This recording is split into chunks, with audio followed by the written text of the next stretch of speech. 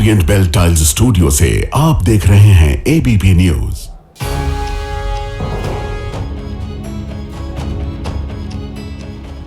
नमस्कार, मैं हूं प्रतिमा मिश्रा। आज दिन की बड़ी खबरों के साथ आइए शुरू करते हैं भारत की बात। शुरुआत उन खबरों से जिन पर विस्तार से आज हम करेंगे चर्चा। बिहार के बाद बंगाल का चुनावी खेल आज से शुरू हो गया है। ममता बनर्जी ने ऐसा क्या बयान दिया जिससे बंगाल की लड़ाई का ब्लूप्रिंट आज मिल गया? इसका विश्लेषण आज हम आपके लिए करेंगे। 2026 का रण क्या बुलडोजर वर्सेस बंगाली अस्मिता के मुद्दे पर होगा? कैसे बीजेपी ममता बनर्जी के किले को बुलडोजर दांव से ढहाने की कोशिश कर रही है, ये हम आज आपको दिखाएंगे। देश में दो परेशानियां ऐसी हैं जो खत्म होने का नाम नहीं ले रही। एक है प्रदूषण और दूसरा किसानों को खाद की कमी। मध्य प्रदेश के मोहनराज में कैसे खाद मांगने पर किसान थप्पड़ खा रहा है, ये खबर भी आपके सामने होगी। और हर दिन की तरह रात 8:30 बजे आप मेरे साथ देखेंगे स्पेशल रिपोर्ट पुतिन का रहस्य लोग। तो आइए शुरुआत करते हैं और सबसे पहले बात बंगाल को लेकर शुरू हुए बुलडोजर वाले सियासी रण की।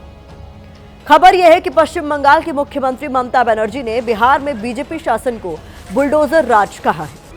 ममता बनर्जी ने यह बयान बिहार में हो रही बुलडोजर एक्शन की घटनाओं के बहाने बीजेपी को घेरने के लिए दिया है। दरअसल बिहार में एनडीए की जीत के बाद लगातार बुलडोजर एक्शन हो रहा है।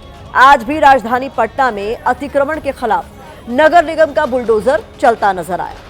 यहां गौर करने वाली बात यह है कि ममता बनर्जी का बयान जितना सीधा दिखाई देता है उतना सीधा ये है नहीं। ममता बनर्जी ने बीजेपी शासन को बुलडोजर राज बताकर इशारों ही इशारों में काफी कुछ कहने की कोशिश की है।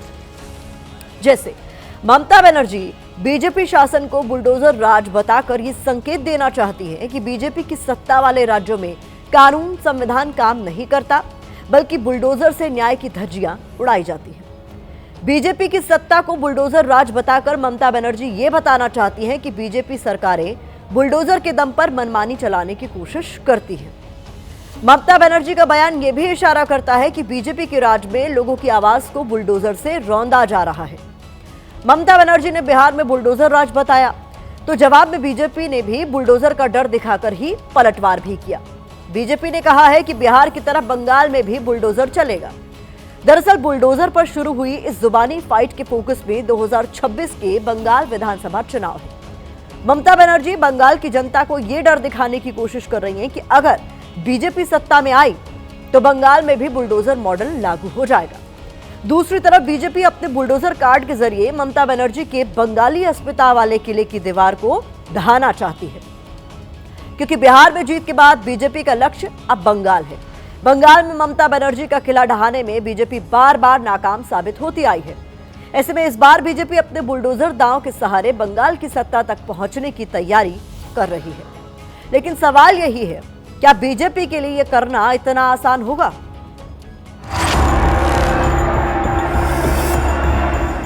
बीजेपी की आदत रही है कि चुनाव से पहले 10,000 रुपए और चुनाव के बाद वहां बुलडोजर। अब पश्चिम बंगाल की मुख्यमंत्री ममता बनर्जी ने बुलडोजर वाला बयान क्यों दिया, इसकी सियासी गहराई समझना जरूरी है। बुलडोजर एक्शन को बीजेपी सीधे कानून व्यवस्था से जोड़ती है। बुलडोजर को अपराधियों माफियाओं के खिलाफ कानूनी हथियार के तौर पर पेश करती है। बीजेपी पश्चिम बंगाल में भी कानून व्यवस्था का मुद्दा उठाती रही है। आर्जिकर रेप केस और वक्फ कानून को लेकर हुई हिंसा के बहाने ममता सरकार की लॉ एंड ऑर्डर को कटघरे में खड़ा करती रही है। बिहार की जीत के बाद पीएम मोदी ने भी कहा कि अब मिलकर बंगाल के जंगल राज को खत्म करेंगे। बिहार ने बंगाल में भाजपा की विजय का रास्ता भी बना दिया है। मैं बंगाल के भाइयों बहनों को भी आश्वस्त करता हूं, अब भाजपा आपके साथ मिलकर पश्चिम बंगाल से भी जंगल राज को उखाड़ फेंकेगी। ऐसे में इस बात की पूरी संभावना है कि 2026 के विधानसभा चुनाव में बीजेपी खराब कानून व्यवस्था को बढ़ चढ़कर ममता सरकार के खिलाफ हथियार बनाए। उधर ममता बनर्जी भी सियासत की माहिर खिलाड़ी है। वो बीजेपी की रणनीति को समझ रही है। यही वजह है कि वो चुनाव से पहले ही बंगाल की जनता को बुलडोजर का डर दिखा रही है। साथ ही बीजेपी के फ्रीबीज मॉडल को भी टारगेट कर रही है। कृपया याद रखें, बीजेपी की आदत रही है कि चुनाव से पहले 10,000 रुपए और चुनाव के बाद वहां बुलडोजर राज। ममता बनर्जी ने बीजेपी शासन को बुलडोजर राज कहा तो बीजेपी ने कह दिया कि बिहार की तरह बंगाल में भी बुलडोजर चलेगा। यानी यूपी और बिहार के बाद बीजेपी की रणनीति बंगाल में बुलडोजर वाले नैरेटिव के सहारे सत्ता के रण में कूदने की है। ममता बनर्जी जो है दिग्भ्रमित हो गई है। ममता बनर्जी ने इतना गलती की है कि चुनाव हारेगी और उसके बाद जेल के अंदर जाएगी। जहां जहां नाजायज होगा वहां बुलडोजर चलेगा। फिलहाल लगता यह है कि ममता बनर्जी ने बीजेपी को फंसाने के लिए बुलडोजर वाला चक्रव्यूह रच दिया है और बीजेपी इस चक्रव्यूह में फंसती हुई नजर भी आ रही है। बिहार की जीत हमारी है, अगली बारी बंगाल की है, क्योंकि दीदी जिस ढंग से SIR में बांग्लादेशियों को बचाने का काम कर रहे हैं। क्योंकि बीजेपी दावा करती रही है कि बंगाल में बीजेपी सरकार आई तो घुसपैठियों को बाहर निकाला जाएगा, घुसपैठियों के ठिकानों को बुलडोजर से ढाया जाएगा।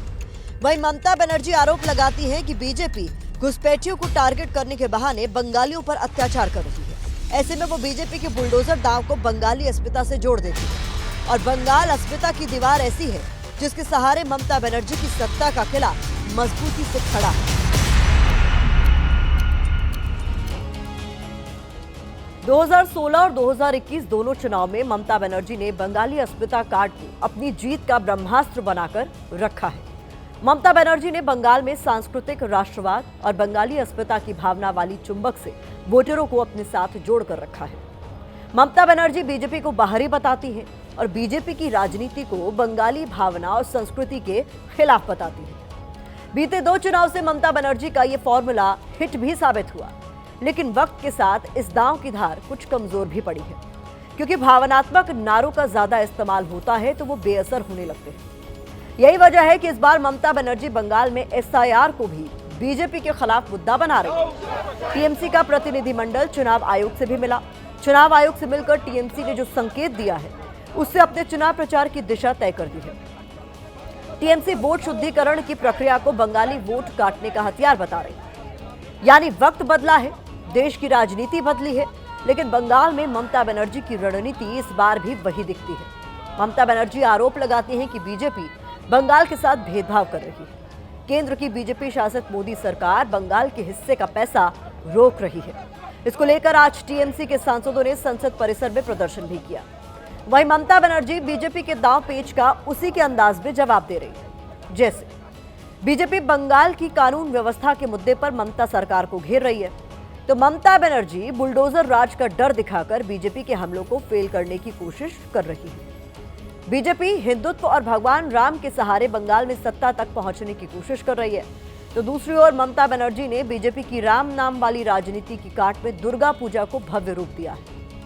हालांकि ममता बनर्जी के बंगाली अस्मिता कार्ड के सामने अभी कई चुनौतियां खड़ी हैं, क्योंकि बीजेपी भी इस पिच पर उतरकर ममता को मात देने की कोशिश में जुटी है।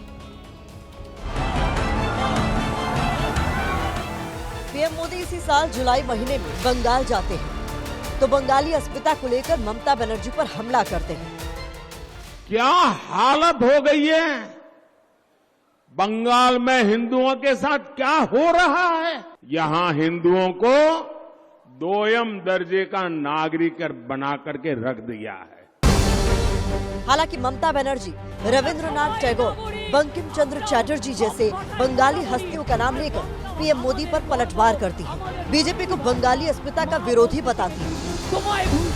हम तो सोचता है बांग्ला भाषा में बात करने से अब डर जाता है, इसी के लिए कि बांग्ला ने रविंद्रनाथ ठाकुर को जन्म दिया, बंकिम चंद्र को जन्म दिया, नजरुल को दिया, बाबा साहेब अम्बेडकर बांग्ला से MP हुआ, आपका पता नहीं है।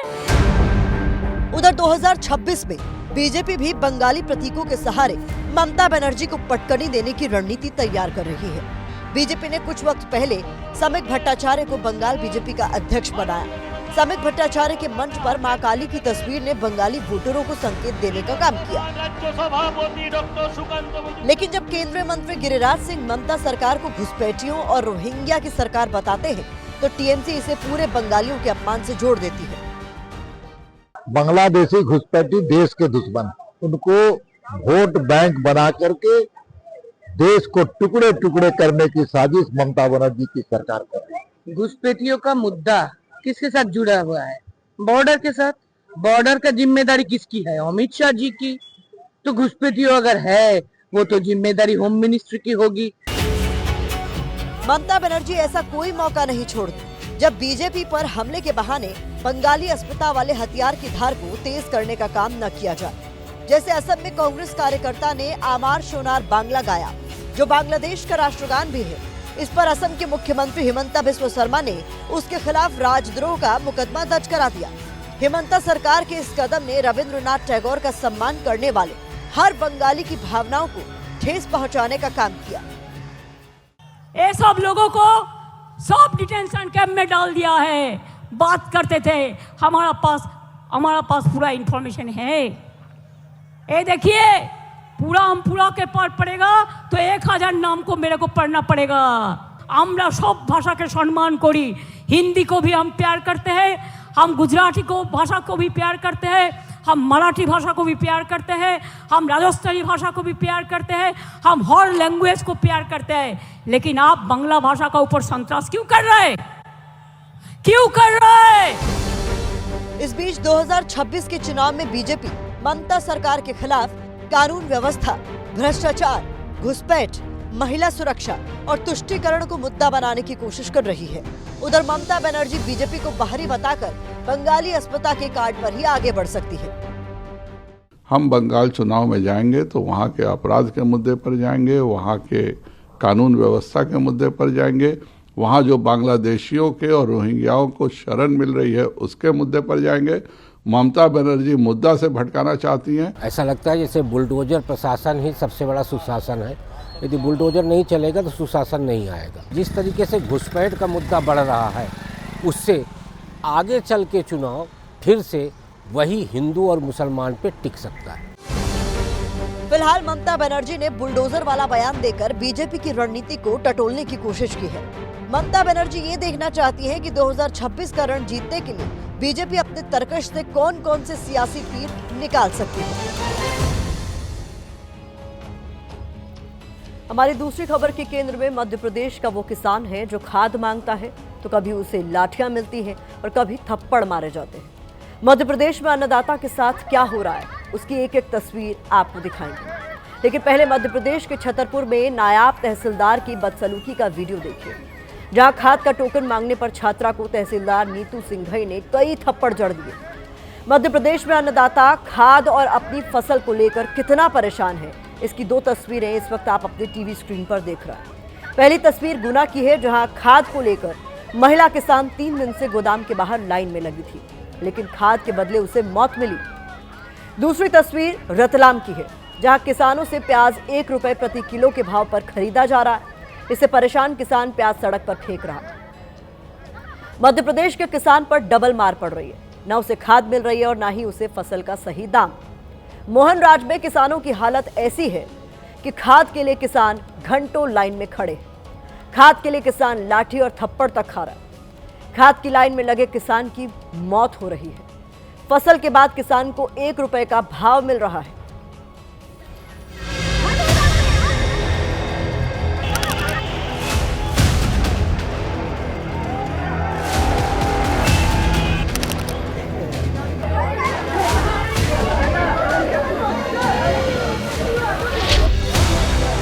मध्य प्रदेश के गुना में बड़ा सा बोर्ड लगा है।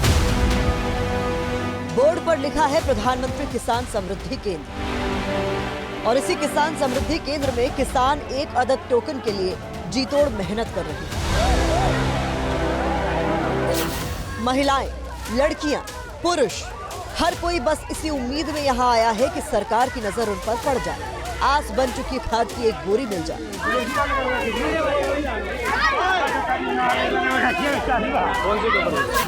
मोहनराज में किसानों की बात तो हो रही है, लेकिन किसानों का ये दर्द किसी को महसूस नहीं होता।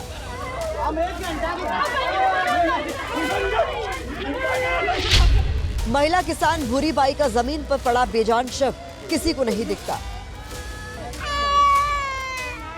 रोते हुए इस बच्चे की चीख सरकार की नींद को नहीं तोड़ती। भूरी बाई 3 दिन से गुना के खाद वितरण केंद्र पर खड़ी थी। दिन भी वही बीता और रात भी, लेकिन 3 दिन बाद सांसें साथ छोड़ गई। भूरी बाई खाद का इंतजार करती रही, लेकिन खाद मिलने से पहले ही मौत मिल गई।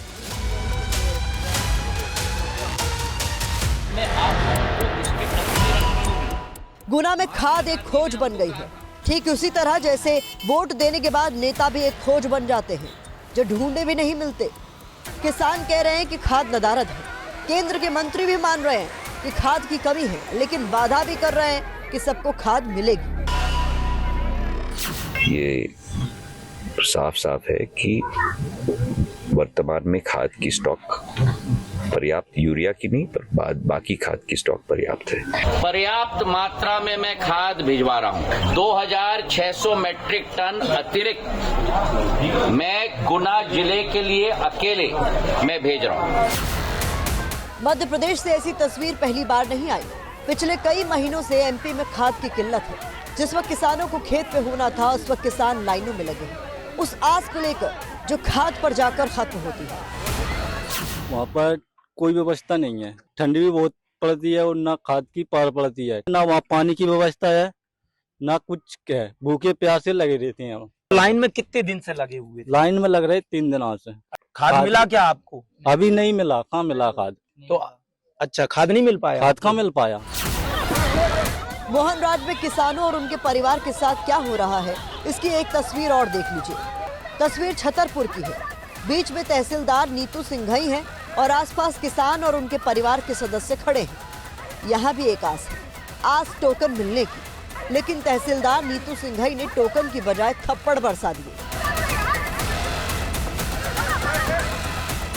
हम लोग 2 बजे रात से आए हैं और रोज 3 हफ्ते से आ रहे हैं। सर खाद नहीं मिल रहा। हमने मैम से कहा मैम हमें टोकन चाहिए, हमें खाद लेना। मैं 4 हफ्ते से आ रही हूँ। बोलती हाँ मिलेगा, और वो मारने को करने लगी। मेरे एक थप्पड़ मार दिया। तहसीलदार की दबंगई से किसान आग बबूला हो गए और जमकर हंगामा किया। इस खाद के बदले उनके परिवार को बीच में लाकर गालियां दे रहे हैं। ये मोहन यादव जी की सरकार का असली चाल चरित्र और चेहरा है। एमपी में जगह के नाम गिनते जाएंगे, लेकिन तस्वीर हर जगह एक जैसी ही नजर आएगी। रतलाम में किसानों ने प्याज की फसल तो उगा ली, लेकिन मंडी में दाम मिला 1 रुपए प्रति किलो, जिसके बाद किसानों ने प्याज को सड़क पर फेंककर विरोध प्रदर्शन किया। किसानों के इस प्रदर्शन से सड़क पर लंबा जाम लग गया। देश में बुलडोजर भी बड़े काम की चीज बन गया। कहीं अपराधियों के घर ढहाए जा रहे हैं, कहीं बुलडोजर का डर दिखाया जा रहा है। इसी बुलडोजर से सरकारें सड़क पर फेंके किसानों के प्याज को भी हटा रही है।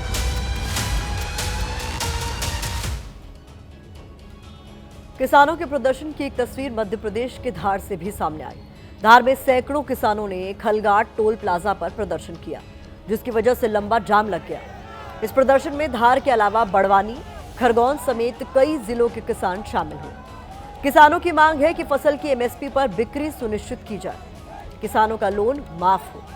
किसानों की परेशानी का मुद्दा मध्य प्रदेश की विधानसभा में भी उठा है। विधानसभा के बाहर कांग्रेस विधायकों ने जमकर हंगामा किया।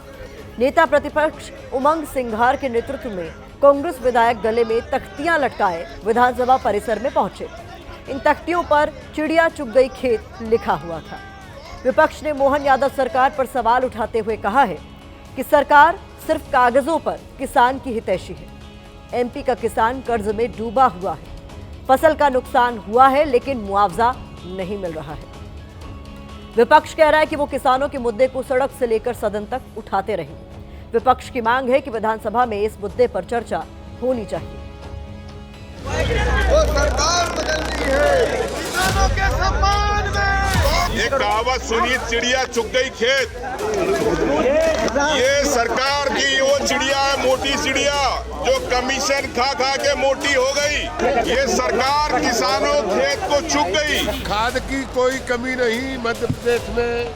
जितना जिसको खाद चाहिए हम खाद देंगे। किसानों को खाद मिल नहीं पा रहा है, न बिजली मिल पा रही है। कल हड़ताल हुई है, लेकिन सरकार किसानों पे सुन नहीं रही। कांग्रेस केवल नाटक नौटंकी कर रही है। विधानसभा मुद्दे उठाने का स्थान है, ना कि नाटक नौटंकी करने का। खाद समय पे नहीं दे रही, बिजली नहीं दे रही, तो आय दुगनी कहाँ से होगी? किसान दुबला हो रहा है, और ये भाजपा रूपी चिड़िया मोटी होती जा रही है। कहीं कोई गड़बड़ी नहीं है। ये डॉक्टर मोहन यादव की सरकार है, कांग्रेस की सरकार। कहीं ना कहीं पूरे खाद वितरण में भाजपा के दलाल हावी हो गए हैं।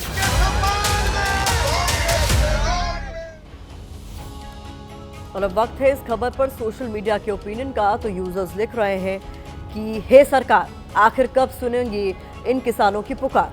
किसान की कई महीने की मेहनत का मोल किस्मत तय करती है। किसान जब तक जाति धर्म पर वोट देंगे तब तक हालात ऐसे ही रहेंगे। तो ये इस खबर पर सोशल मीडिया का नजरिया है। यहाँ देश के किसानों की हालत पर कवि अदम गोंडवी की कुछ लाइनें याद आती हैं। ये लाइनें लिखी तो बहुत पहले गई हैं, लेकिन हकीकत आज भी नहीं बदली।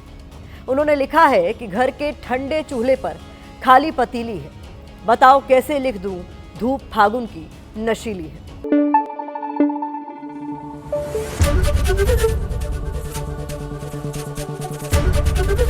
एबीपी न्यूज आपको रखे आगे।